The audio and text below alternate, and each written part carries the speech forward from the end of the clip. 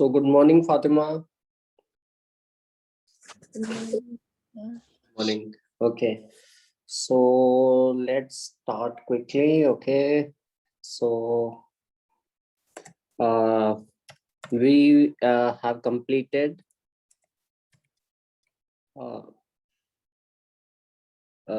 S block group 1, right? Any doubt in that? No, sir. Okay. So I hope you understood well. Okay. Keep also reading your book, right? And that will, so that you can have confidence. Okay. So let me start with group 2 elements. Okay. And group 2 elements are alkaline earth metal. Okay. Why they are called alkaline earth metals? Yeah, what could be the reason?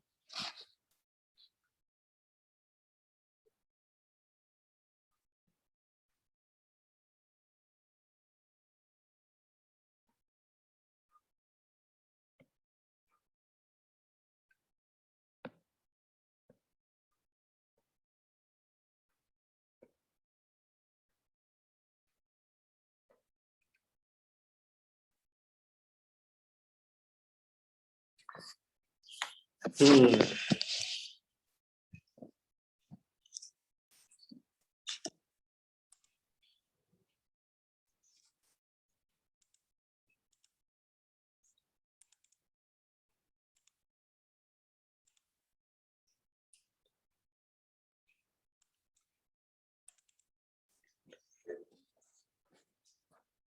Yeah, okay. So I hope you can hear me well, right? So we are about to discuss alkaline earth metal group 2, and it consists of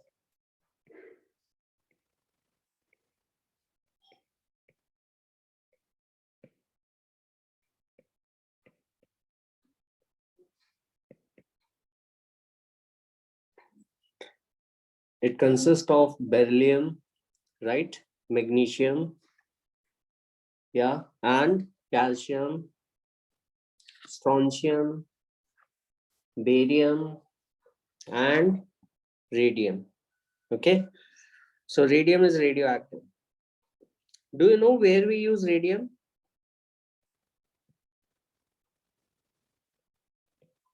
Fatima, are you aware where we use radium? Yeah, where? No.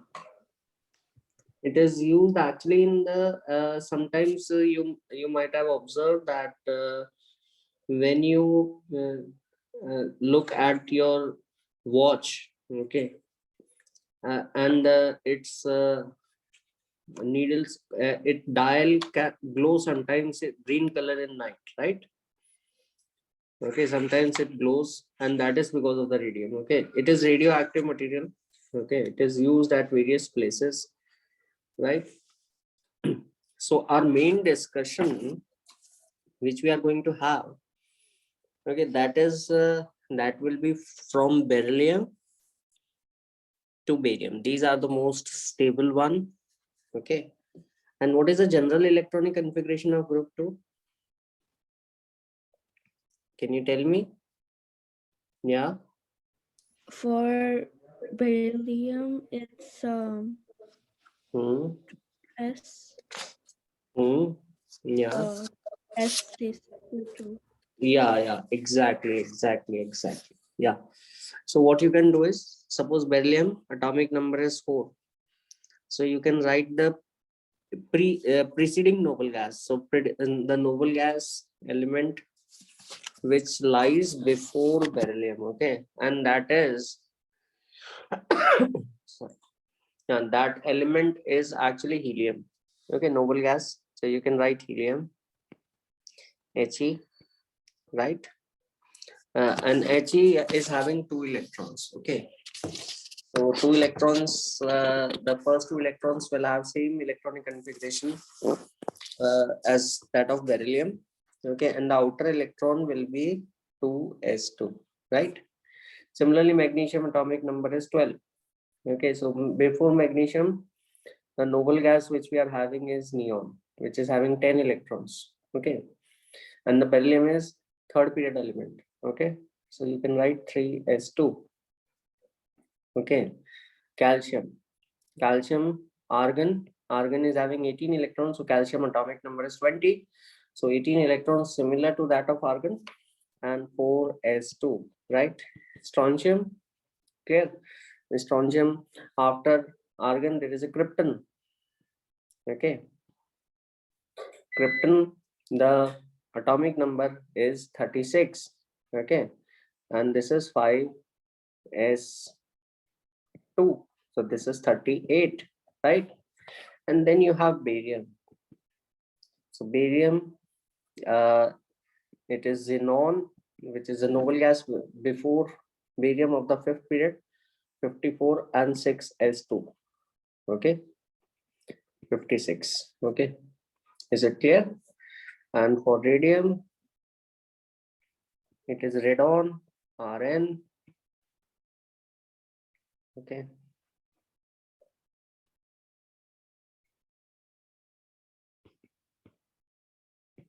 it's 88. Okay, 86 for the radon.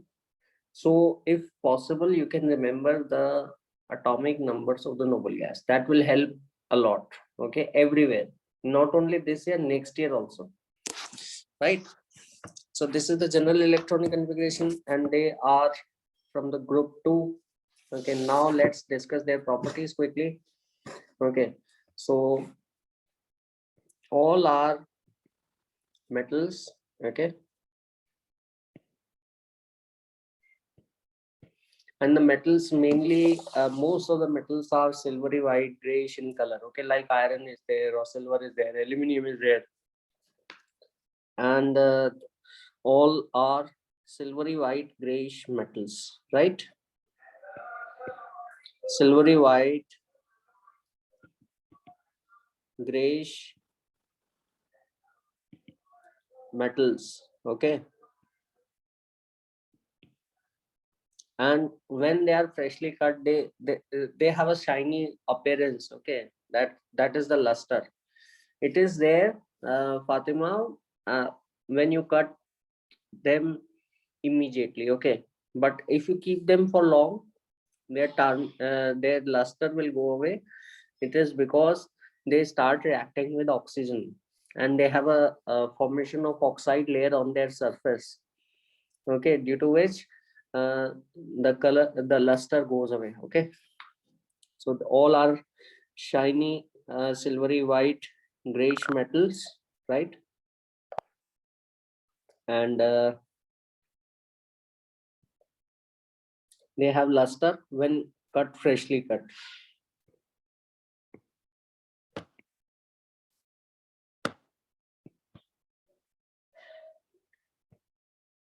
Right? And compared to hardness, they are harder than alkali metals, right? Why they are harder than alkali metals? What could be the reason for their hardness as compared to alkali metals? Their size is smaller.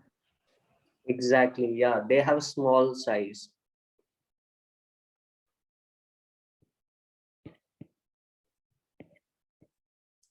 So if they have small size, okay, they are having small size, yeah, and because of the small size, they are going to attract more each other. Okay, their metallic bonding is strong. Okay, due to their strong metallic bonding, uh, they are a bit harder than alkali metals, right? So it is because of their stronger metallic bonding. Stronger metallic bonding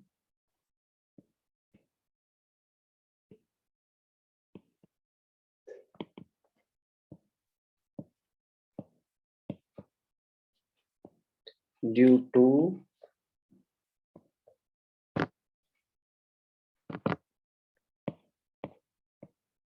smaller size. Okay, they are bit denser. Okay, so if we compare about their sizes, okay, so size, if we compare alkali metal and the alkaline earth metal AEM of the same period, okay, of the same period, if you try to compare, so AM size, alkali metal size is going to be bigger. Okay, alkaline earth metal size is going to be smaller, right? For example, sodium and magnesium. Sodium is bigger, magnesium is smaller, right? Because the reason is electrons are added to the same shell, S2. It was NS1. Sodium was 3s1, right?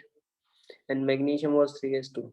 So if the electrons are added to the same shell, not in the new shell, they are feeling more attractive force inwards towards the nucleus. Okay, so that's why the size for alkali metal is more. So alkali metals were softer, alkaline earth metal are bit harder. Okay, now the next thing is, if you compare the size of alkaline earth metals only, it will increase as you go down the group. Okay, so size trend will be what? Beryllium will be the smallest, magnesium, calcium, strontium, barium. Okay,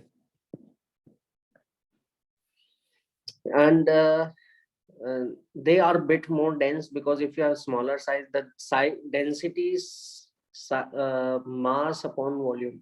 Okay, mass upon size. So size is smaller, their mass is more, so they are going to be more dense. Okay,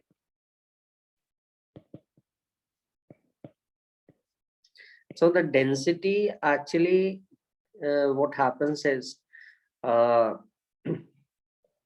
first actually decreases. So if you have beryllium, okay, then magnesium is bit lighter, calcium is the lightest of all. Okay, then it increases strontium and barium. Okay, then the density increases. Okay, so this is the order of density. It first decreases, okay, like this. Okay, as you move down, then it increases. It is because of their crystal structure. The crystal structure is such that they have a larger size, and because of the larger size, the initially density decreases. Okay, crystal structure is the structure in which the metal atoms are arranged, right? Melting point,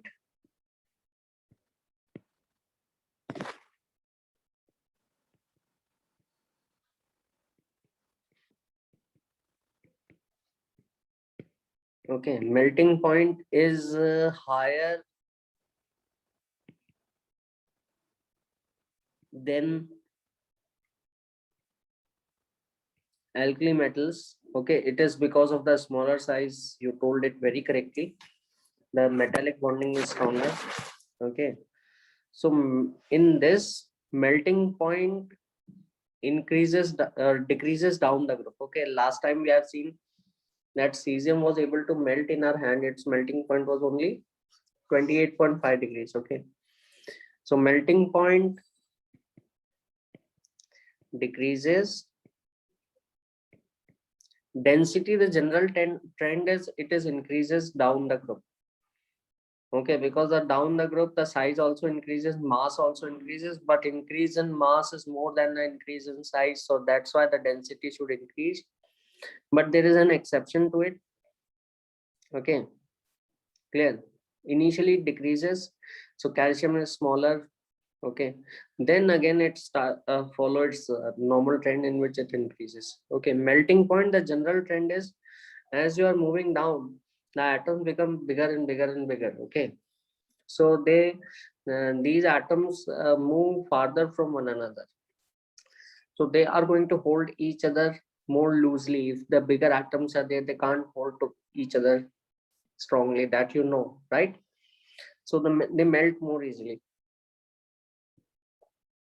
So melting point decreases down the group. Okay, this is the general trend, but there is some exception here and there. Okay, and that may be because of some structure, crystal structure, or due to some exception. So melting point is actually, if you go by general trend, melting point should decrease down the group. This is the general trend.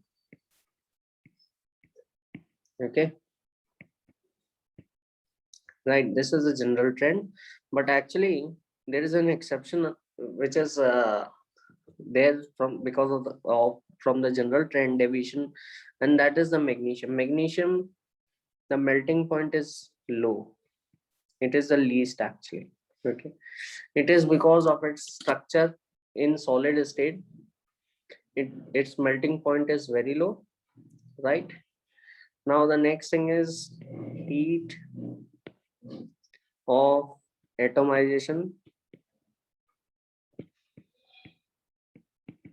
Heat of atomization actually, suppose if you take metal solid, if you give it heat, heat is represented by change, is represented by delta H, Atomisation.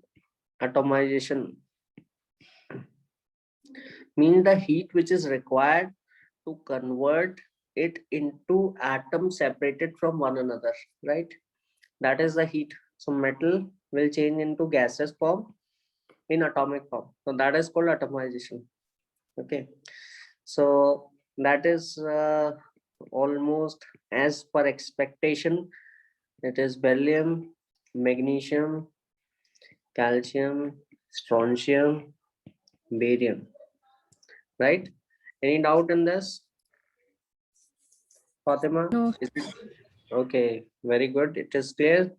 So these are having high melting point as compared to alkali metal, high boiling point. Okay, higher heat of atomization as compared to alkali metals, smaller size because there are more electrons and they are getting pulled more strongly inwards. Okay, they are actually malleable and ductile. Malleable mean they can be hammered into sheet. Okay, and ductile mean they can be stretched into wire, right? And now the next thing is which we can discuss is ionization energy. Ionization energy. Okay, so ionization energy is the energy which is required to remove most loosely bound electron, okay, from an atom in gaseous state. So suppose if you take this alkaline earth metal, it is in solid.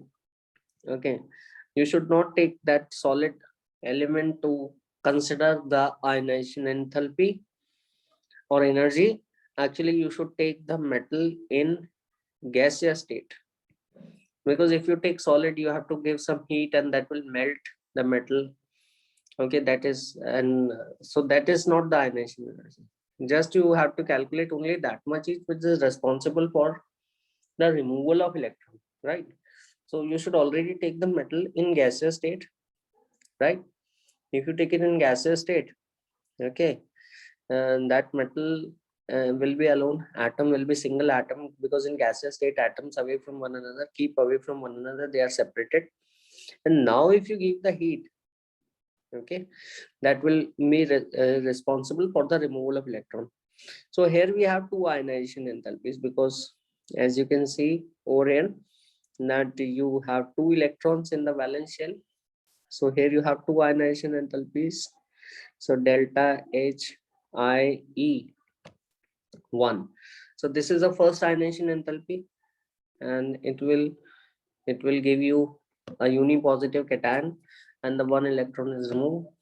Okay, now if the one electron is removed, you have a cation and delta HIE2, and then you can remove the second electron because there are two valence electrons, right? So then you can get metal gaseous plus 2, okay, plus two electron, this second electron, overall 2 electron are removed. Okay, this is the delta H means heat change, and IE1 is the first ionization energy, and IE2 is the second ionization energy, right? Or if you add them up, you can directly write that metal atom which is in gaseous state, you give the sum of two ionization energies, the first and the second. Okay, first and the second one, and that helped us to remove the both the electron. You will get this and 2 electron. You can add this up. Okay, so overall it is bit difficult to remove ionize. Okay, but what the concern is that you can remove 2 electrons because those are valence electrons, but you can't remove the third electron, because once you remove those 2 electrons, you end up with a noble gas core, which means the inner electronic configuration is same as that of noble gas, right? So if it is same as that of noble gas, the third electron is going to be removed from that noble gas electronic configuration, and that is going to be very, very difficult, because noble gases have complete shell and they are very stable. Okay, so what is there? Delta HIE1 is there, delta HIE2 is there, right? The second ionization energy, first ionization energy. Okay, and second always is going to be more than the first one, right? Because you are removing from electron from ion which is already positively charged, so that second electron removal is going to be require more efforts. Okay, but the third ionization enthalpy is going to be much larger. Okay, so I'm putting this sign. Okay, it is going to be much larger. Why? Because you are removing the electron from the noble gas core. Is it clear, Yes, Fatima? sir. Okay, very good. So third ionization enthalpy, so they are not going to form tri-positive cation. Okay, in lab we can energy, we can give them energy in the form of laser and all, but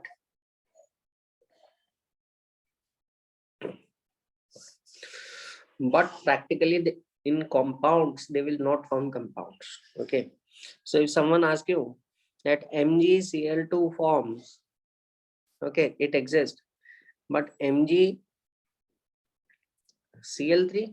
is it going to exist? Is it going to exist? No, because this is magnesium plus 3, and in order to remove that, and 3 electrons are removed, so up to removal of 2 electrons it is okay, well and good, but for the third electron, okay, it is going to be very difficult, right? It is because that third electron is removed from the noble gas core, right? Noble gas core is there. Noble gas core means this is the electronic configuration of magnesium. You can see over here, so 2 electrons are removed from the 3s. Okay, so once you remove 2 electrons, you are left with this neon electronic configuration which is same as that of neon, and this is going to be very difficult because this is completely filled, right? So these noble gases don't want to give away their electrons, right? So you can't form this. Okay, now we can compare these ionization energies from the ionization energies of alkaline metal. Okay, so for as far as first ionization enthalpy is concerned, alkali metals and alkaline earth metals, okay, AEM, alkali metal and alkaline earth metal. So the first ionization enthalpy is going to be more than the AEM, right? Why? Because here the electronic configuration was NS1, here the electronic configuration was NS2, the size is small, okay, and you are removing electron from the completely filled subshell. So these completely filled shells are very stable actually. So if you remove the electron, this is going to be very difficult, right? So that is the problem. Okay, so first ionization enthalpy is going to be higher for magnesium and sodium if you take from the same period. Okay, magnesium will exhibit higher. Okay, but if you compare the second ionization enthalpy, IE2, it is going to be higher for alkali metals, because alkali metals were having only one electron in the valence shell, and that is already removed. Because if you are talking about the second ionization enthalpy, you are removing the second electron, and you are removing that second electron from the noble gas core over here. Okay, that is again going to be very difficult. Okay, is it clear? So Yes, we sir. talked about ionization enthalpy. Yeah, very good. Okay, so now we can talk about the flame colors. Okay, ionization enthalpy, actually overall trend will be beryllium will have the maximum, magnesium, ionization enthalpy overall it decreases down the group due to increase in size, right?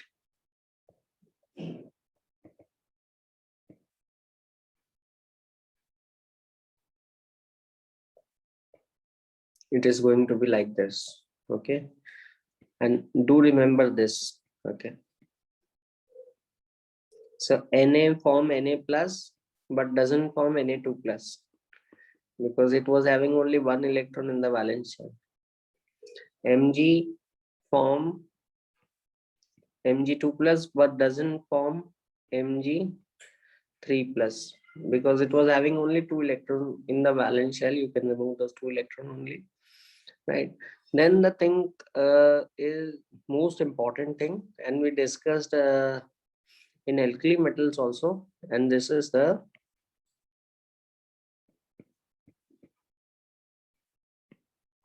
flame color, right? I told you flame test. Okay, what you do, you take a platinum wire. Okay, you put some you make a paste. Okay, out of the you make a paste out of the metal chloride, salt and HCl, white colored paste. Okay, and when you make a paste out of it, okay, take it on the platinum wire, metal chloride like MgCl2 dissolved in HCl, not dissolved, you just put few drops of HCl to make a white paste, and you take it near into the flame. Okay, and you check what is the flame color, right? So what is the color which this metal chloride salt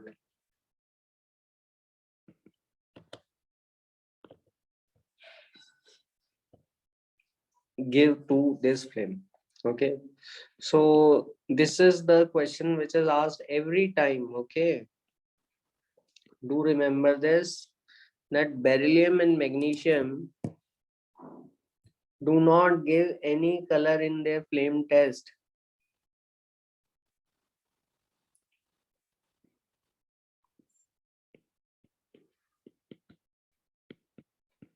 Why they do not give any color?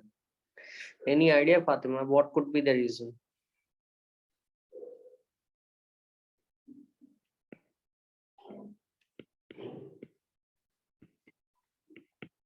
Because they're smaller. Yeah, that is because they are smaller, and their electrons are very tightly held, right? So this flame color appears because the electron get excited and they fall back. Okay, or lose electrons. Okay, and they release some wavelengths which are visible to us. So they do not impart any color to the flame. They are smaller. Yeah, you said it very correctly. And that smaller size lead to their high ionization energies.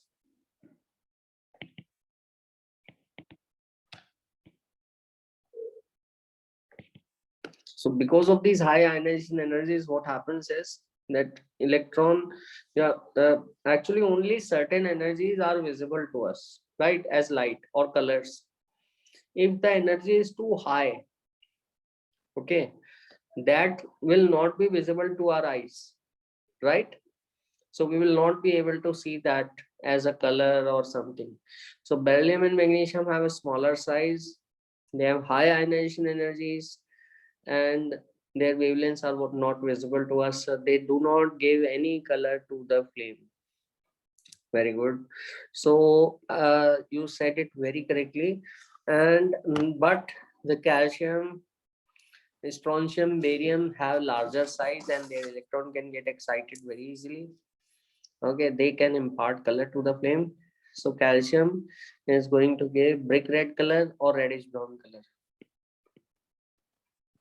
Okay, reddish brown color to the flame, right?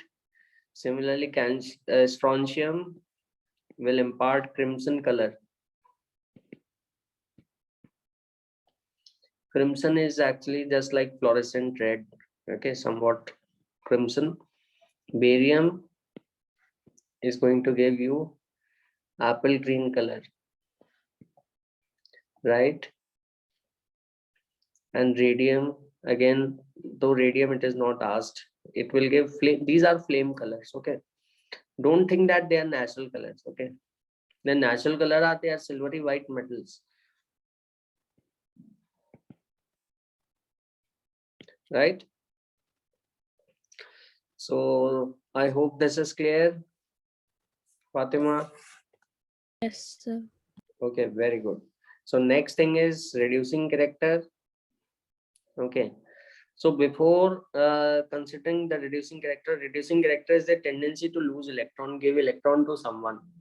And these are metals. Metals are electropositive and they can give their electrons away to someone, and that's why they are called as reducing agents. Okay, these metals are good reducing agents, that we know. But why they can give their electrons? Okay, and the most of the reactions occur in aqueous medium. So as far as aqueous medium is concerned, so I think we should talk about hydration energies. Hydration energies. So hydration energy, as I told you, explain you, if you put that ion into water, it will not remain alone. It will be surrounded by water molecules, okay? And then that can help the ion to, due to attraction between the cation and the oxygen, which has got slightly negative charge, okay? So that lead to the release of energies because of the attraction, and that is called hydration energy or hydration enthalpy. Okay, hydration enthalpy, as I told you, alkaline earth metal, it is going to be more, right? It is going to be more. Why it is going to be more? Hydration enthalpies, because of their charges. These are +1 cations and these are +2. So hydration energy is directly proportional to charge, right? And it is inversely proportional to size. So if the size is going to be more, hydration enthalpy is going to be less for alkali metal. They are larger. Alkaline earth metal are going to be shorter, and they are having just the twice the amount of charges, okay? +2 charge. So they are going to exhibit more hydration enthalpy. Yeah. Okay. So what could be the trend? Beryllium is there, magnesium is there, calcium is there, strontium is there, barium is there, okay? So hydration enthalpy is going to be maximum for beryllium, magnesium, calcium, strontium, okay? It is going to be like this. All have same charges, okay? But this beryllium is very small in size, so that's why it's attractive. It is going to put a strong attractive force on, it is on the water molecule. That's why its hydration enthalpy is going to be maximum. Okay, size, smaller size, maximum. So this is the trend for hydration.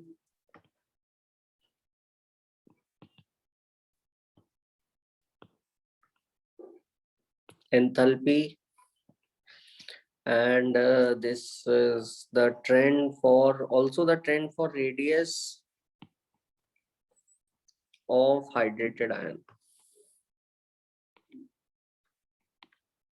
In water, they have a large size because it is not the size of the ion cation only, but it is the size of the cation along with a layer of water molecules. Okay, so this is but this size in water or extent of hydration is going to have a reverse effect on ionic mobility. Okay, beryllium is going to move slowest. Okay, magnesium, calcium.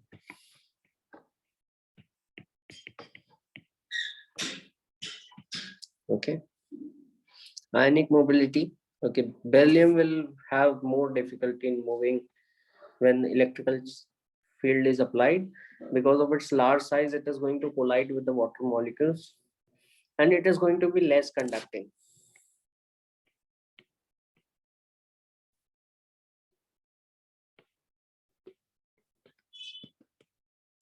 Is it clear? Any doubt in this? No, sir. Okay, yeah, very good. So hydration enthalpy is there. So it is going to be maximum for Be2 plus. That's what we discussed. Okay. So, and it will have impact on the salts which are formed. Okay. These salts of alkaline earth metals are hydrated. Okay.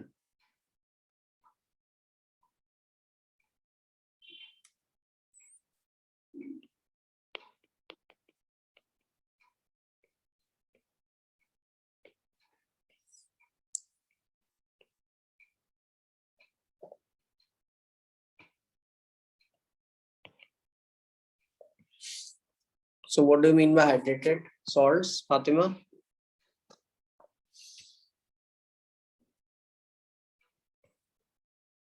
They're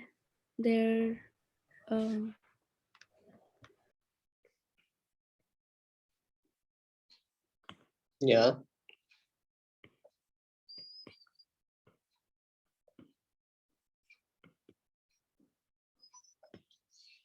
Yeah, tell me.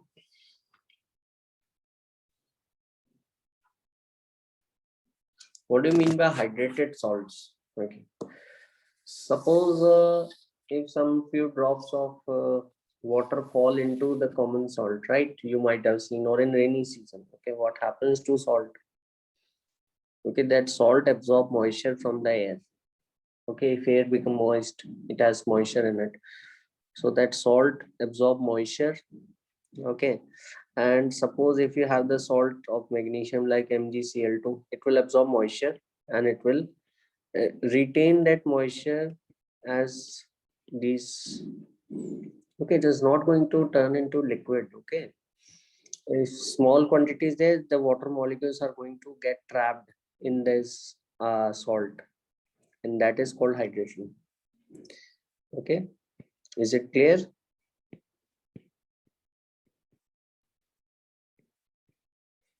yes, sir.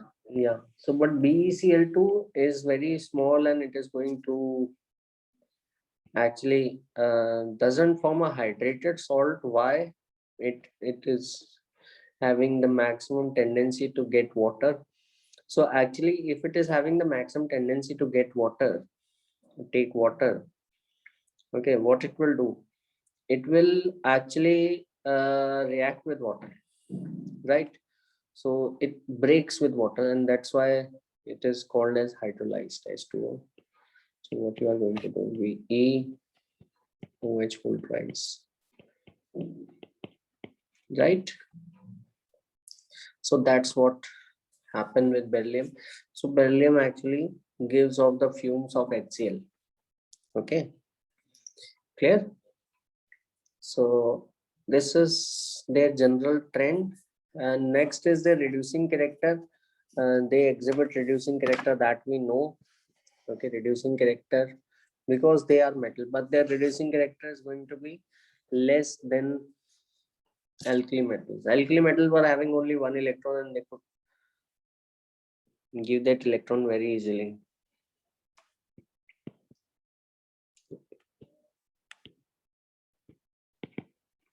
In that alkali metal, which one was having maximum reducing character? Do you remember?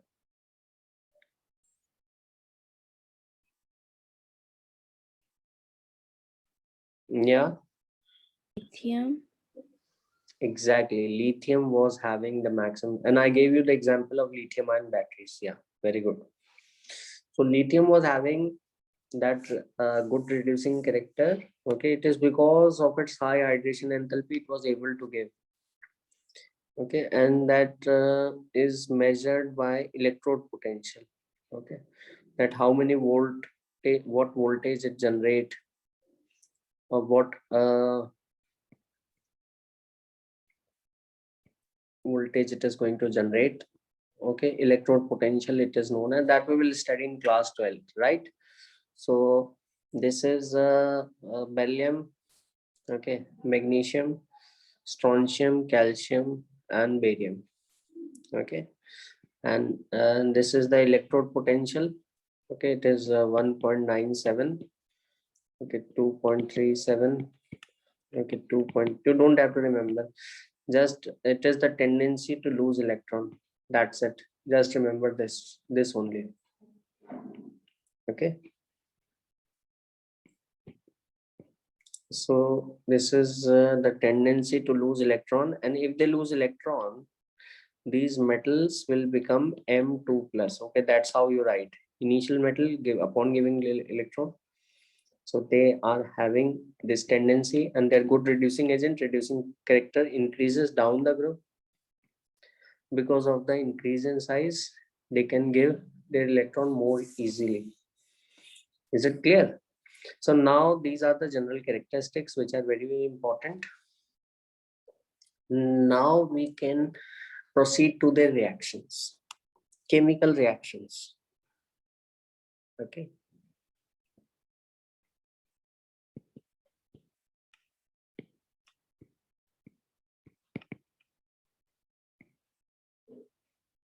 Any doubt in this general trend? No, sir. Okay. So I will be giving some questions. Okay. In the homework, in the app, you can do that. Okay. Basic questions will be there and they will be very helpful to you. Right. And also you should, you can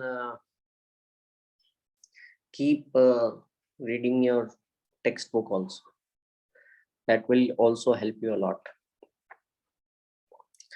So next is reaction with chemical reactions and properties, and the most common reaction is the reaction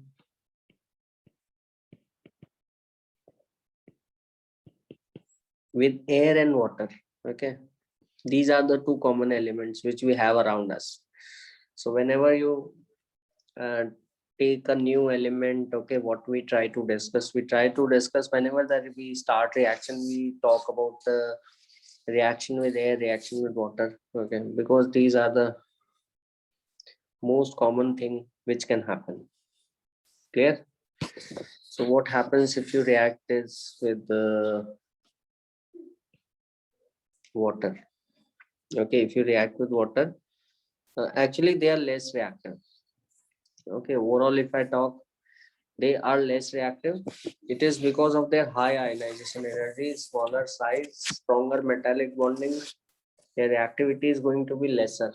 Okay, so they are less reactive as compared to alkali metals. Okay, so but they will react. They are metals. Okay.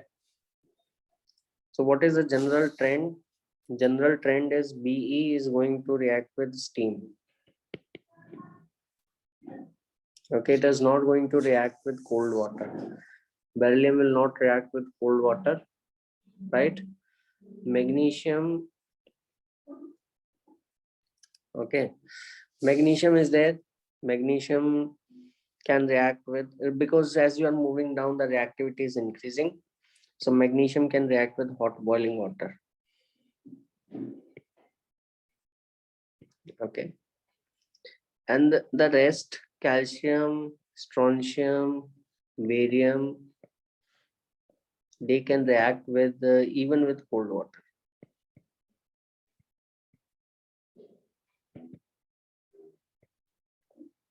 Right, this is the first thing, right? Because these beryllium is quite small, they have stronger metallic bonding. That's why the reaction is difficult. Okay, and what is the equation which we should write? These react violently with cold water. Calcium, strontium, and barium. Okay, so Be can react only at a very high temperature. And what could be the equation for the reaction? Okay, it is okay. Sometimes it doesn't react with the steam also. Okay, because of the very small size, you know? So with very small size, it is very difficult, because if you have to react, you have to separate the atoms, and if small size, they are holding each other very tightly. Okay, even with the steam,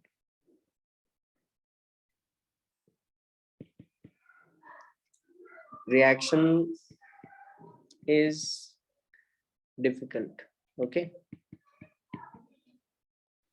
or sometimes it will not occur if you have not taken very high temperature, if you take it as it is, right? So what could be the reaction? If I write in a general manner, Mg, or metal, I can write metal plus H2O.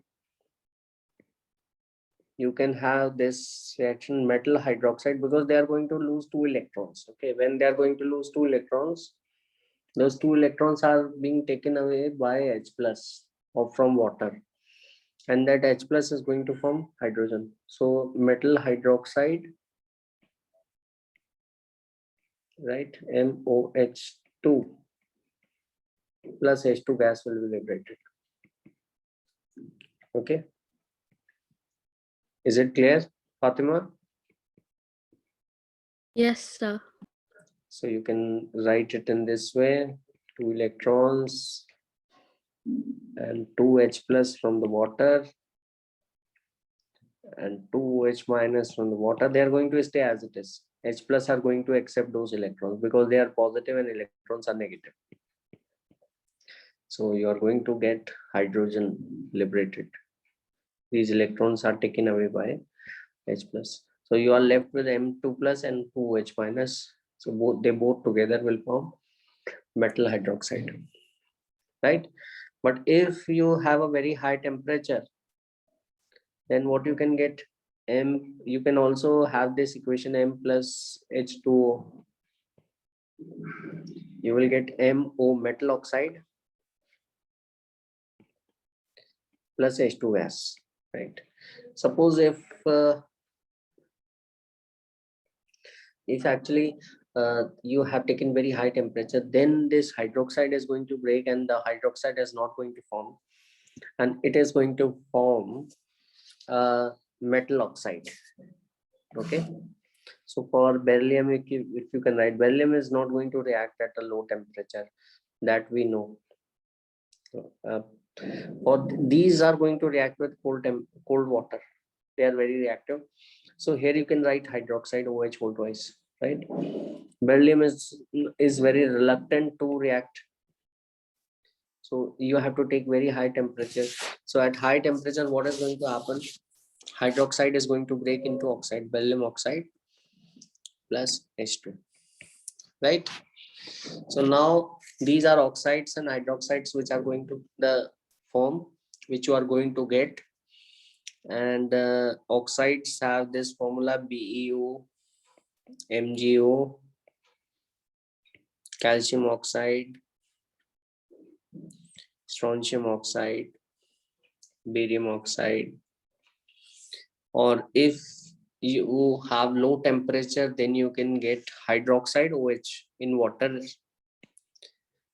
It is one and the same thing. This is +2 and this is oxide is -2. Okay. You can write hydroxides.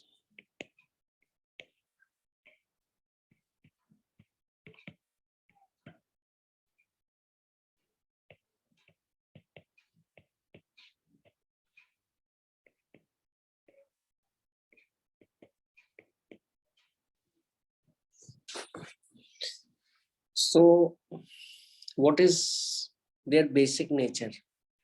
How alkaline are they? Basic character increases down the group, and their solubility is also going to increase down the group.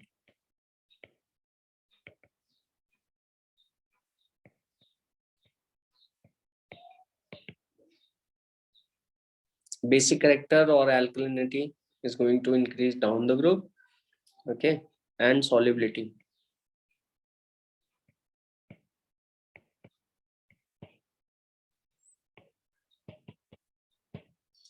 So basic character, this beryllium hydroxide is there. This beryllium hydroxide is actually amphoteric. What do you mean by amphoteric, Fatima? Yeah. While rest all are basic. What do you mean by amphoteric?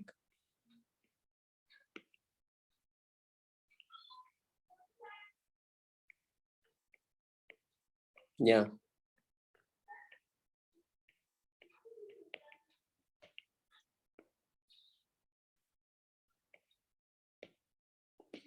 Yeah, Fatima, what do you mean by amphoteric? Yeah, just give it a try. Amphoteric means what? It means that the something, if, yeah, tell me.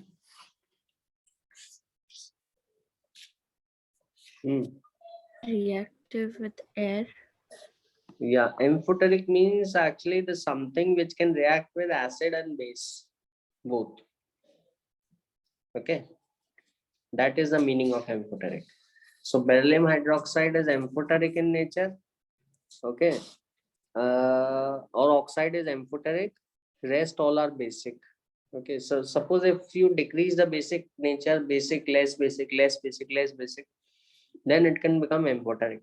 So amphoteric is actually in between. It can react with bases, it can react with acids. Okay, so how you are going to prove the amphoteric character of beryllium? Okay,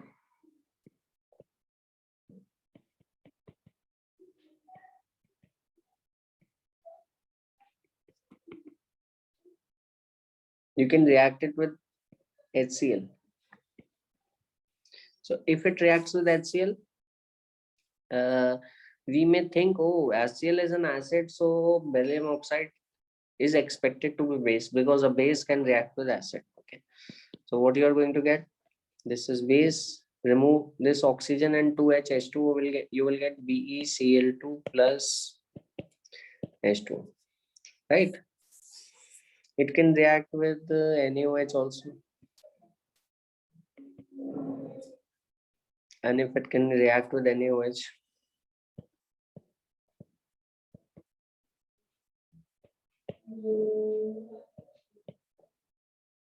to Na2BeO2. If it reacts with base, it is expected to be acid. Okay, if it reacts with acid, we expect it to be a base. So means it is exhibiting both kind of behavior, right? So amphoteric oxides are those oxides which can react with both. Is it clear? Okay. Yes, sir. While the rest of the oxides are basic, means they can react with HCl only, they will not react with base. Okay. Is it clear? So the next thing is, so Yes. will magnesium hydroxide react with a base? or calcium hydroxide, will it react with the base? Will it react with the base? Yes, Will, sir. no, they are themselves basic.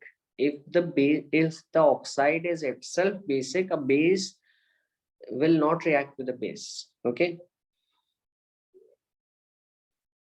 So these remaining oxides are basic and they will not react with the base. Okay. While beryllium oxide or hydroxide was amphoteric, so amphoteric means it can react with base as well as with acid both. Is it clear?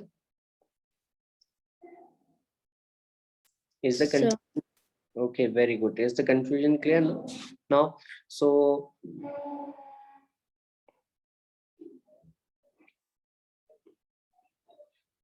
will not react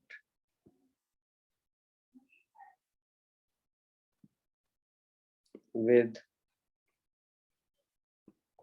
base. Okay, because they are themselves basic. Now the next thing is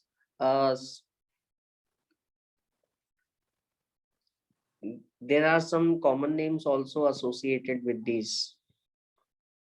This is milk of magnesia. Where do we use it?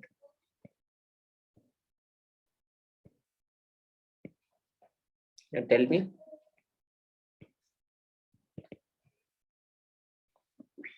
So whenever we have some problem related to acidity in the stomach, right? So doctor ask us to take this milk of magnesia. Okay, recommend this. Okay, it is actually antacid tablets. Antacid tablets actually are taken to if we eat a lot of oily food, sometimes it causes burning sensation and we have a lot of acidity in our stomach. Okay, antacid tablets are used for the removal of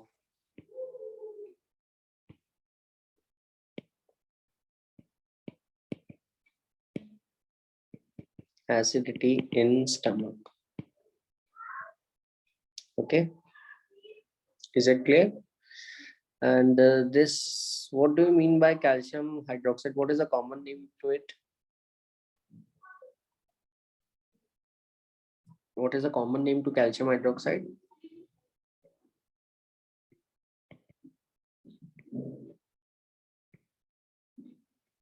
Lime water.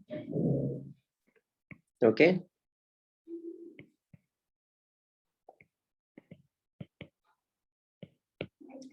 Or slate lime. Where it is used? Actually, in olden days, people used to do the whitewash on the walls. Do you know that? Actually, its solution is painted on the walls and it gives white color. Okay. Is it clear? Clear? Yes, sir. Okay, very good. So calcium oxide, what they do is actually calcium carbonate they bring. This is limestone. This is limestone. Okay. This is limestone, and the limestone is you heat it, right? When you heat it, actually it breaks. Okay. If you heat it, it breaks.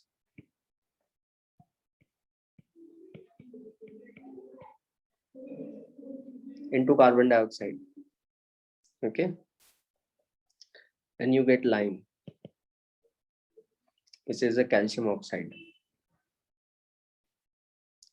This lime, you put it in water. Okay, with water it forms calcium hydroxide, and this process is known as slaking of lime. Okay.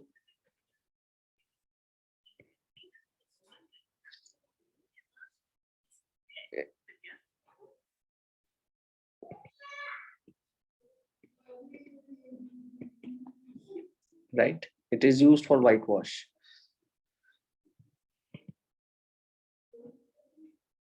Lime water or slaked lime. And if you pass carbon dioxide through it, okay, carbon dioxide through it, it again changes to this limestone. It gives white color. So you might have studied that how to test carbon dioxide. So when carbon dioxide is bubbled through lime water, it turns milky. It is because of the formation of calcium carbonate. Calcium carbonate is actually the chalk, right? Is it clear? Fatima, any doubt in this? This is very important. Yes, sir. Okay, I hope you have understood well in this. And who is going to be most soluble in water? Down the group, solubility increases. And who is going to be the most basic?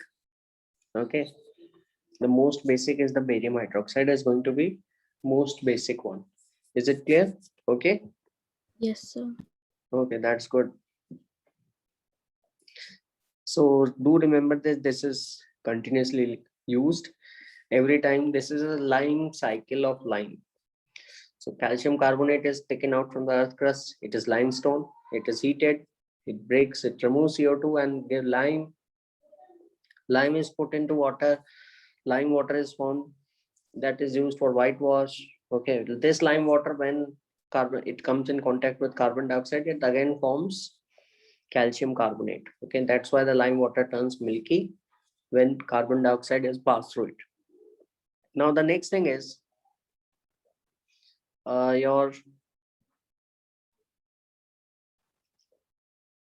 this is the reaction with water. Now the next common element is reaction with air.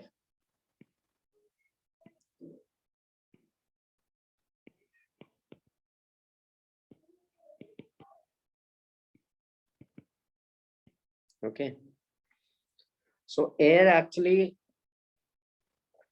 if you react, it forms oxide or hydroxide, or air consists of mainly oxygen and nitrogen.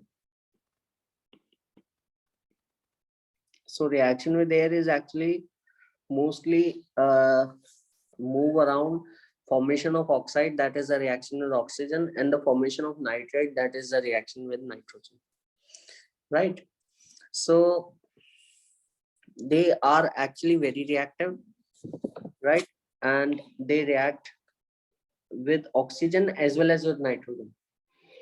In alkali metal, only one element was forming nitrite, that was lithium. It was forming oxide as well as nitrite. Okay, the other elements were not reacting with nitrogen, means they were not forming nitrites because they were unstable, but here they can form, right? So first of all, we can think that they react slowly as compared to alkali metal.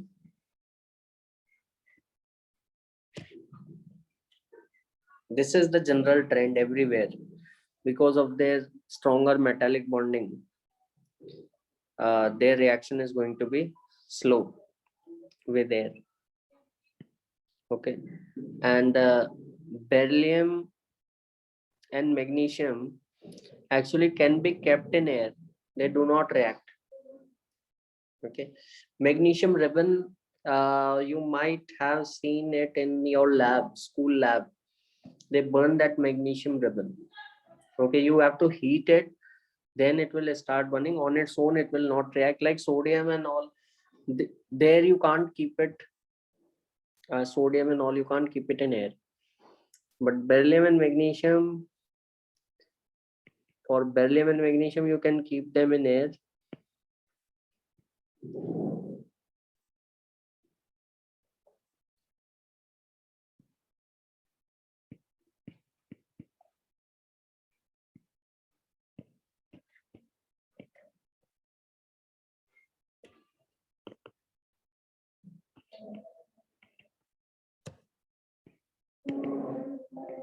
It is due to the formation of, actually they are less reactive, first of all. Okay, and the second thing is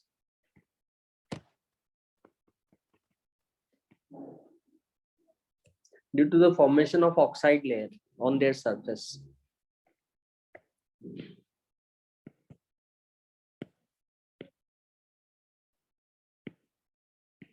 BeO, MgO, then this oxide layer act as a protective layer, and that stops the metal further from reacting with air. Okay, it forms a barrier between the metal and the air. So there the reaction stops and you can keep them in air. That's the benefit, because they are a bit less reactive and they do not react with air because of the formation of oxide layer on their surface. The next thing is, but if you can keep them in powdered form, or if you heat them very strongly, normally at room temperature they will not react on their own, but if you are heating them very strongly, then they can start burning at a very high temperature. So Be in powdered form, okay, can react very easily. Powdered form have large surface area. Okay, so it can react, it can ignite. So powdered form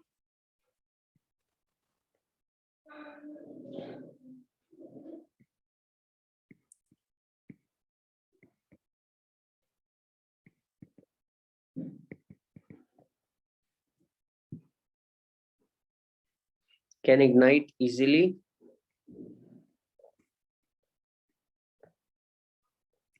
Or if you heat it, then it can burn.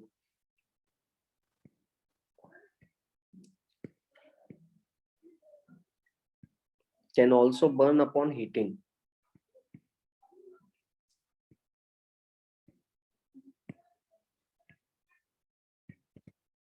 Okay, and it form beryllium oxide, and nitrogen is also there, so beryllium nitride will be formed. Be3N2 and BeO. Oxide and nitride are formed. Okay, clear? Is it clear? Sir. Any doubt in this? No, sir. Okay, so you can ignite, can also burn upon heating, but here if you keep a powdered form can burn very quickly. Okay, and heating, actually it can, if you have to heat it, you have to heat it to very high temperature, 600 degrees Celsius, then it will start burning. Powder can burn easily, okay, because of the large surface area. Magnesium, on the other hand, burns with a dazzling brilliance. It is also used in fireworks.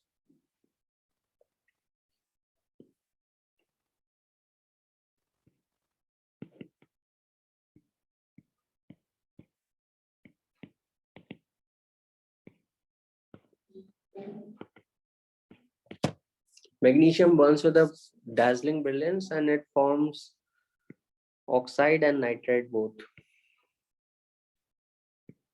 MgO and Mg3N2, right? Clear? So magnesium, Yes, sir. or if you burn it, if you burn it only in oxygen, it can burn it. It releases a lot of sparks. It burns with a dazzling brilliance. It glows actually, and that's why it is used in fireworks. You might have seen. Okay, but magnesium powder, if it burns abruptly. Okay, so it is used in fireworks. So it forms magnesium oxide, right? And if you have that nitrogen, there also it burns with nitrogen, but nitrogen reaction is bit difficult. It is above 1000 degree Celsius. If you heat it, then it burns. Okay, is it clear? Yes, sir. So nitride, actually it is magnesium is +2. All alkali metals are +2 and nitrogen is -3. So that's why the formula is Mg3, cross multiply the charges, and 2. So that is the formula of magnesium nitride.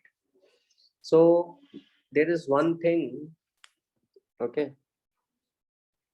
One thing is that suppose if you have an ionic nitride or a covalent nitride, ionic nitride is going to react with water. Okay. And covalent nitride means if there are covalent bonds, then covalent bond it is not going to react with water. So magnesium, beryllium nitride and covalent nitride, this magnesium nitride, the main difference is that beryllium is covalent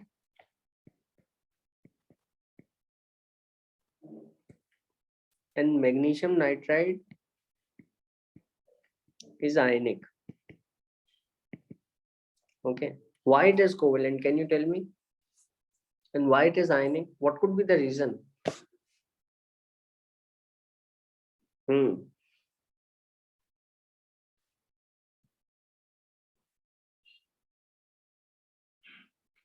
Yeah, Fatima. What could be the reason for? Because Be is it can burn easily. Yeah, it can burn easily.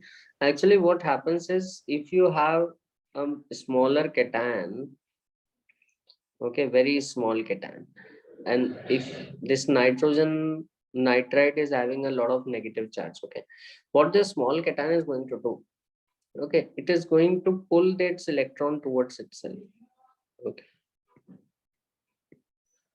it is going to pull electron towards itself. Okay, and what happens is these electrons start overlapping, and we know that when there is a overlap there is a covalent bond. Okay, it happens with small cation. It is known as polarization.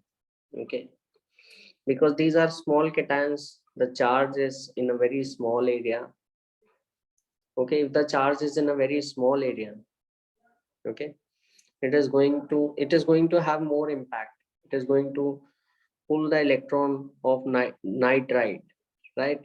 And that's why it lead to overlapping. This is overlapping, you can see over it, and that's why it is covalent. And this covalent bond, we know that they don't break in water. A lot of covalent molecules, they don't break in water. Like petrol is there, gasoline is there, diesel is there, they are kerosene is there, they are covalent. They don't break in water, but salts break in water. Okay, salts, if you take salts, they break. And they, suppose NaCl, if you take, they break because Na plus and Cl minus, and they become soluble. So magnesium nitride is there. Magnesium nitride actually is ionic, and all below magnesium nitride is ionic. So why beryllium has become covalent? It is because of the attractive force. So it will not react with water. Is it clear, Fatima? Yes, sir.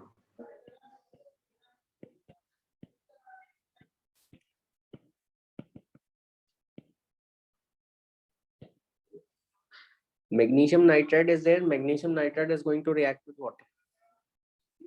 Because it is ionic, the ions are going to separate in water because of that hydration which we discussed. So what is going to be the reaction of magnesium nitride? Okay. So this is, you put water. The reaction with water is hydrolysis, and it is very simple. This is magnesium +2 and this is nitrogen -3. Okay. So what you are going to do is, this N minus is there, you are going to give H plus from the water. Okay, water is, you can think as H plus and OH minus. Okay, H plus you can give to N minus. And each N is having -3 charge, so total -6. So I can take 6 H plus from 6 water and I can give these 6 H plus to 2 nitride ions, right? And it is going to form 2NH3. Ammonia is going to liberate. And what will, if H plus comes out, OH minus is left. Where you are going to put these OH minus? Each magnesium is given 2 OH minus, and that's lead to the creation of magnesium hydroxide, and 3 magnesium hydroxides will be there. Okay. So you will observe a liberation of colorless gas when you put magnesium nitride. When you react magnesium nitride with water, you will see the evolution of a colorless gas, ammonia, which is having a pungent odor.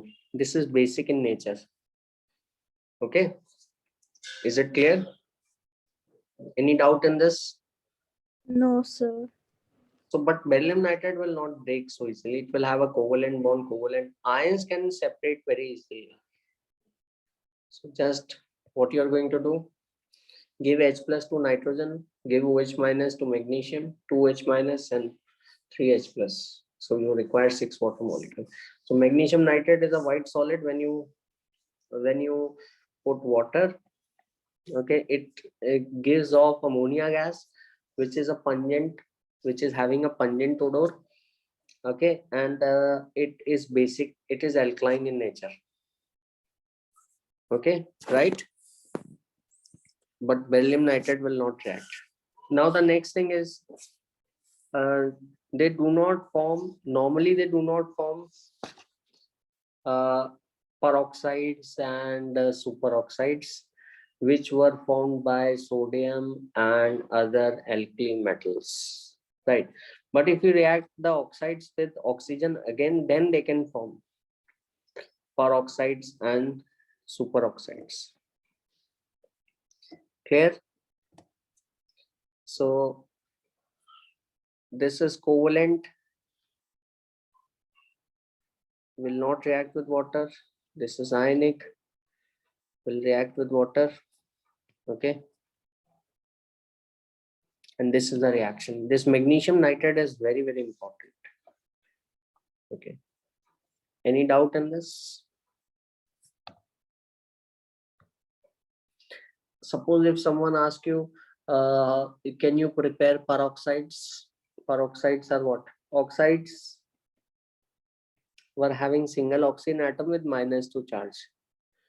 Okay, peroxides were having 2 oxygen atom with -1 charge each. So peroxide, you write it as this. Okay, then you put superoxide. Superoxide is 2 oxygen atom with single minus charge. Okay, so they can form peroxide if you react the oxides again with oxygen, then they can form peroxides. Okay, is it clear? Now we move to the other salts of other compounds, and they are reaction with hydrogen. So what happens if they react with hydrogen? Yeah, tell me. So oxygen, it will form oxides. Nitrogen,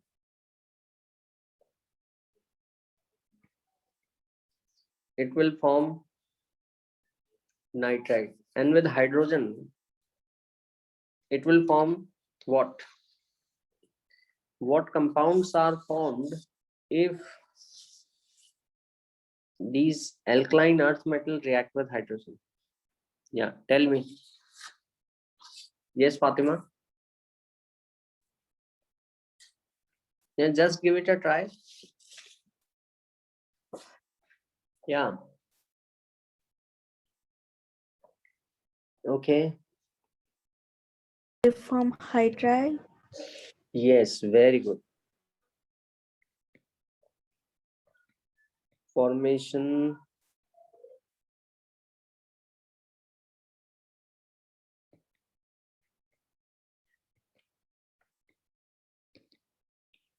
of hydrides.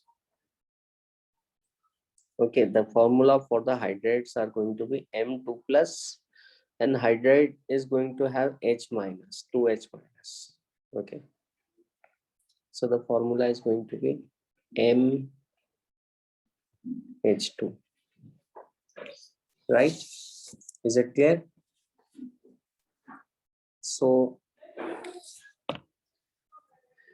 beryllium, all alkali metal except beryllium react with hydrogen by simple heating. Okay, and beryllium also form hydride. Okay, but it doesn't form directly. It has to be created by some other means, right? All alkaline earth metal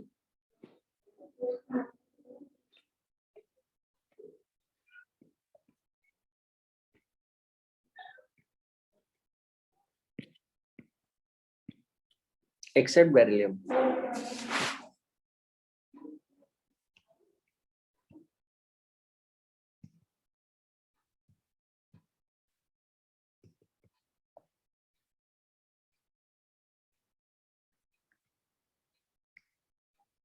React directly with hydrogen to form hydrides.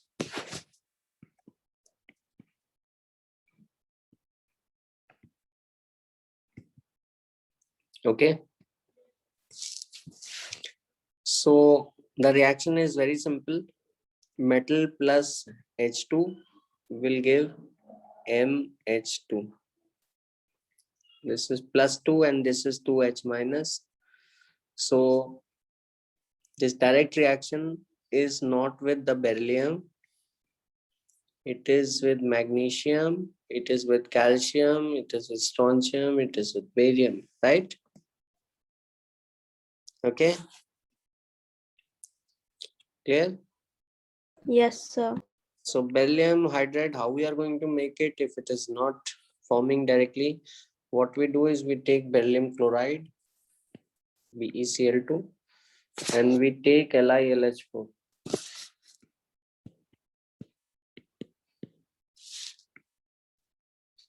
So what happens is this is another hydride of aluminum. Okay, and how we are making it? We are not reacting directly beryllium with hydrogen. We are taking another help of another hydride which can give H minus, which can give its own H minus to this beryllium. Okay, so it will form BeH2. Where the H minus, who has given this? Lithium aluminum hydride has given its own H minus to beryllium. Okay, and it has itself taken the chloride from the beryllium LiCl plus AlCl3, right? That's how you are going to get it. Okay, again the same thing.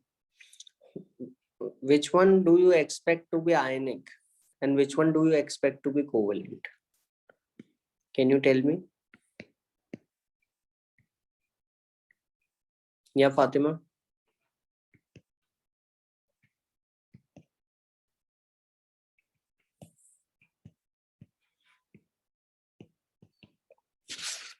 Which one you expect to be ionic and which one you expect to be covalent? The magnesium hydro. Yeah, magnesium hydride. Thus, if you have a smaller cation, okay, just like kids, okay, just kids, what they do, okay, they will come, okay, and what they will do some mischief, okay, and they will come and okay, pull your sweater or pull your shirt, okay, that's what they do. Okay, same thing you can remember for these smaller cations. These smaller cations, what they do, they come and take away the electron of the anions, pull the electron, and because of the pulling, that common zone is created. Okay, common zone is created, and that covalent bond is created. Okay, common overlapping zone means that is known as covalent bond. So these are covalent and these are ionic. Okay, the larger cation will not pull that anion, right? Smaller cation is there, and a large anion, they are going to overlap, right? This actually the cation is pulling. Okay, these are going to be ionic. Clear? So these are going to be ionic, and the beryllium and magnesium are going to be covalent. Calcium hydride, ionic hydride, if you put them in water, they will react with water. Water you can think as H plus and OH minus. Okay, so calcium hydride, if you take, this is +2 and this is H minus. Okay, you reacted with water, 2 water molecules.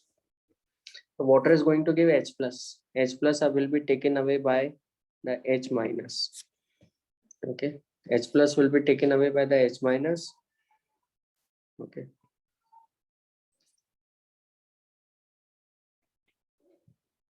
Okay. You are going to, these two H plus and these two H minus are going to combine together and hydrogen is forming. Okay. And the OH minus is going to form, join with calcium.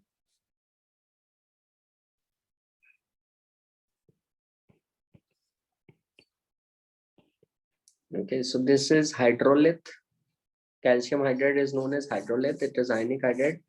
It is used to make hydrogen in lab. Is it clear? Yes, sir. Ionic hydride can behave in this way. Covalent hydride will not react with water. That you have to keep in mind. Okay. So covalent hydride, what is the structure of this beryllium hydride? So it is having different structure. So we can discuss it more. Okay, this is the monomer. Okay, covalent. So I'm not writing it as Be2 plus and 2H minus. Okay. I'm not representing it as in this manner. Okay, I'm writing it in this manner, showing the covalent bond. Okay, covalent bond means sharing. Why it has occurred? Why it has formed covalent bond? Because the beryllium is smaller. Smaller is actually will pull the electron cloud of the hydride, and that's why it has become covalent. Or you can think in this manner, beryllium is there. Okay, and it is going to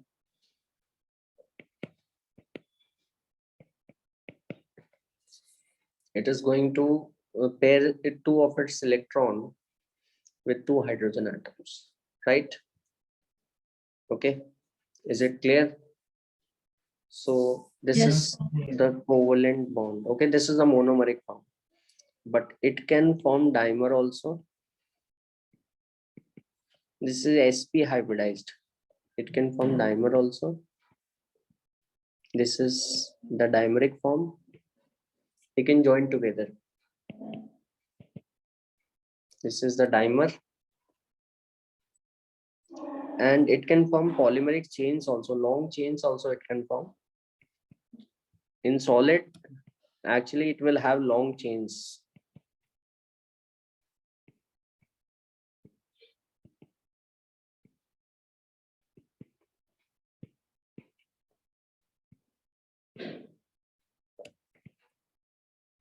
And these rings are perpendicular to each other. One ring is like this, another ring is like this.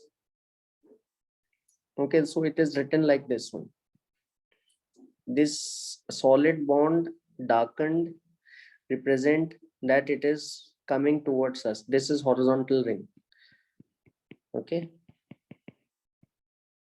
and this is vertical. Normal bonds are means in the plane of the paper, and these kinds of bonds, if they are written, means it is coming out of the paper, and that this kind of behind the plane of the paper. So they are like this. Okay, so one hydrogen is coming like this, okay, towards you, and one hydrogen is coming, and okay, so all consecutive rings are perpendicular to each other. This is the structure of beryllium hydride, polymeric form.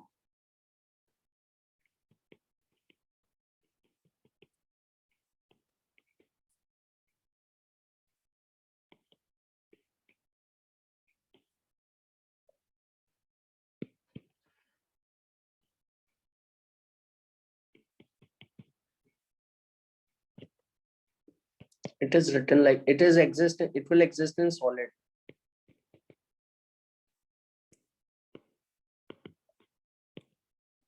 It is written like this. Okay, BeH2. Okay, in gas phase or in liquid phase,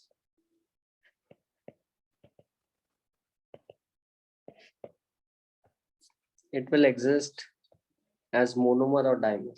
Is it clear? But these are only for covalent. Okay, not for ionic. Ionics, there are only ions. Okay, so I hope you understood all the things. Do keep Yes, this in sir. mind. This is very important. Okay, so we will continue it in the next class, right? Okay, sir. Okay, bye bye. Take care.